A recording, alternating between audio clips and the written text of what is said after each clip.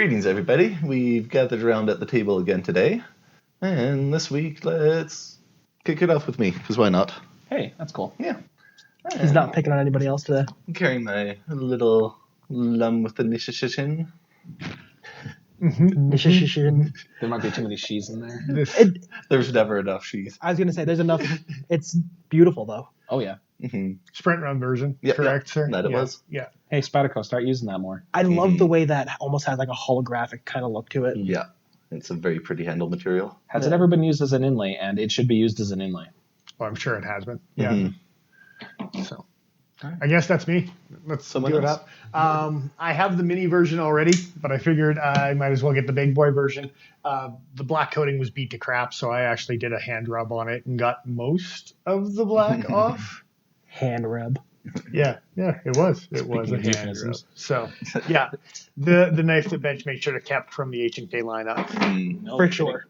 Best knife. Coffin handles, G10, D2. Really? I say best knife too much. It's a really good knife. It's the best knife. What best knife do you have today? My real steel Griffin. That's not the best knife. It's an alright knife. It's not a pretty the best. cool little It knife. is. Yeah. I like it. For the price. Yeah. Oh, yeah. Smoking. Oh, Yeah. What are you carrying today? Probably a little irrelevant to our discussion today, but I got the Ruike Titanium Hussar. Mm-hmm. The goodness. New TZ. for this year. The Z is silent. Oh. That's the only good answer to that question that I've had. Thank you. A question I didn't even ask. You've asked it before. I have. So yeah, this week we are going to be taking a look at a new offering from Ruike Knives. It's one of their new titanium handle upgrades, the Hussar. Oddly enough. Surprisingly, it's not Paul sitting here. It is not Paul's.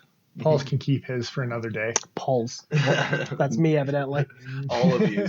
All of me's concern. I am confused. So yeah, this guy, like I mentioned, is using the titanium for the handles, S35 for the blade steel, and ball bearings in the little pivot there. So this guy is quite a nice action to it. Yeah, it is. Very smooth. Mm-hmm. So at an overall weight of 3.88 ounces, it would take roughly 6,324 of these knives to equal the weight of the world record pumpkin, which was 1,502 pounds. That's a lot of pumpkin. That's a terrifying amount of pumpkin. It is. 1,500 pound pumpkin? Yeah.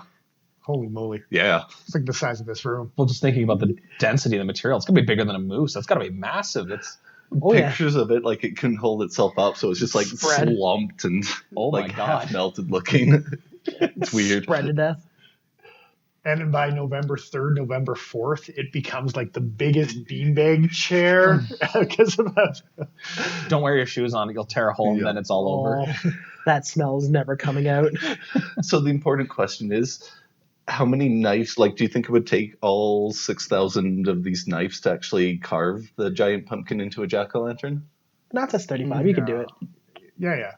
You could probably do it with one, maybe even only two. I of mean, these. you might want some friends to help you with it. Oh, absolutely. I And don't if you were really. I trying don't to, think you need 6,000 friends. Yeah. if you were trying to like intricately carve every square inch of it, maybe you'd need more than a half dozen. But Lace patterned pumpkin. yeah, My final question is, how big are the seeds in a pumpkin that big? I just want to know. Normal size. There's just a billion of I was those. gonna say. I'm going to roast a pumpkin seed. You have to do it singularly. Just one at a time. Okay. Just cut slices. getting some Japanese video game vibes here. Yeah. It's a giant seed. And at an overall length of 8.46 inches, it would take about 8.5 candy corns to equal the length of this guy. It's a pretty big knife. That's like surprisingly large. Deceptively. Well, and you know what you can do with 8.5 candy corns? Throw them in the garbage because they're candy corn. That is the right answer. Throw them away. That's not candy. That's an excuse. That is hilarious. I kind of like candy corn.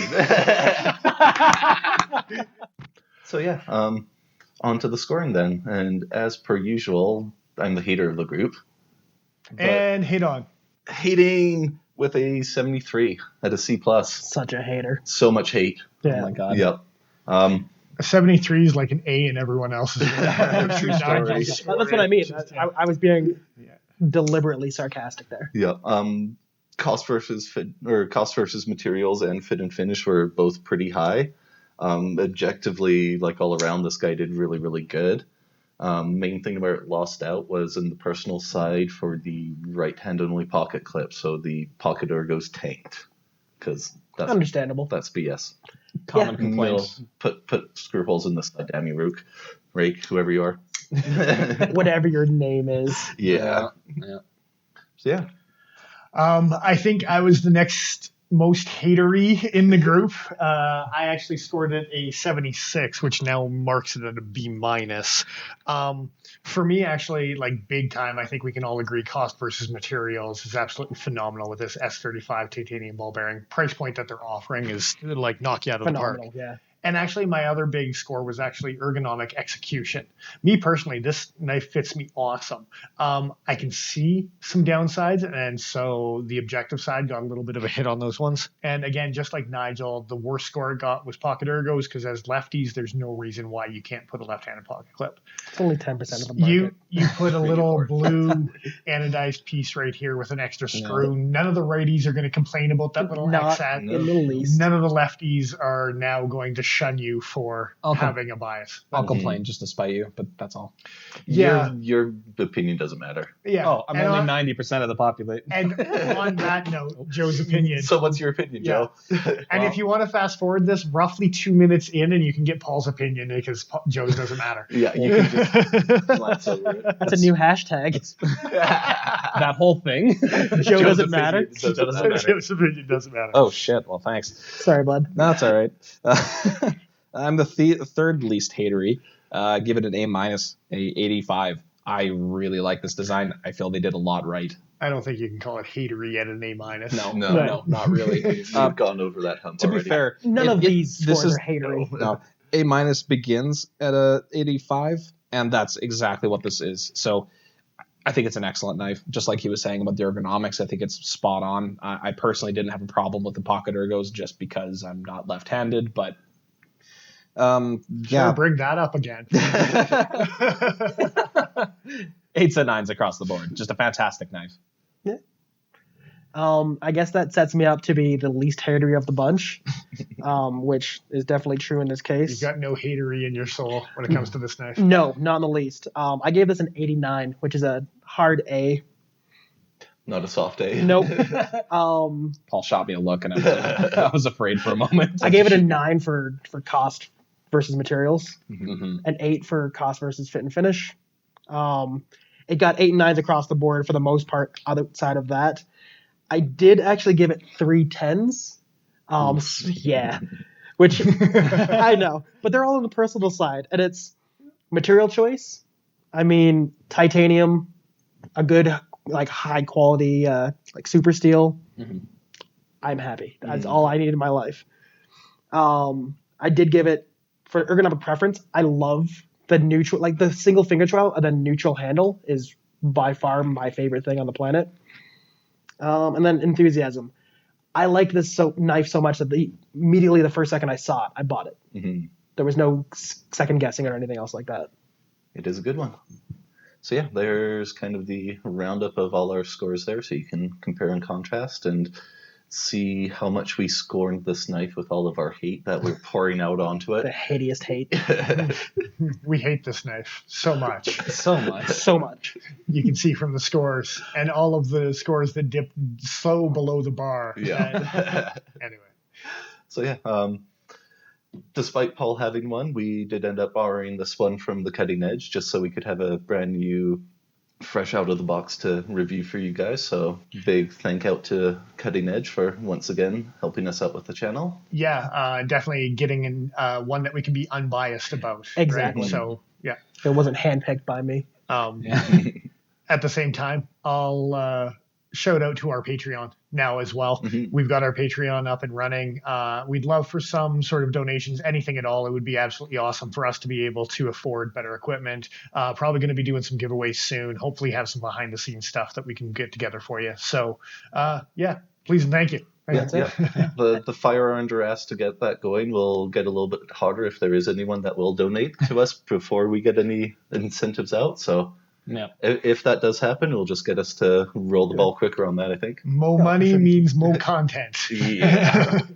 And on that note, give us a follow over on Instagram at the Pokey Factor.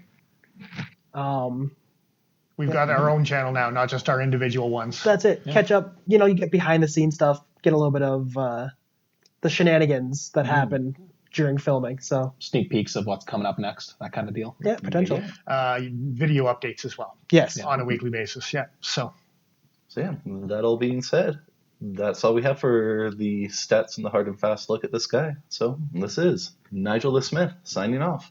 I am who I am. I'm Dennis Vipers.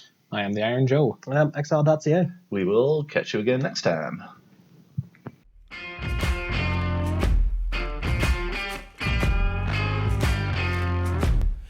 We don't need bigger knife.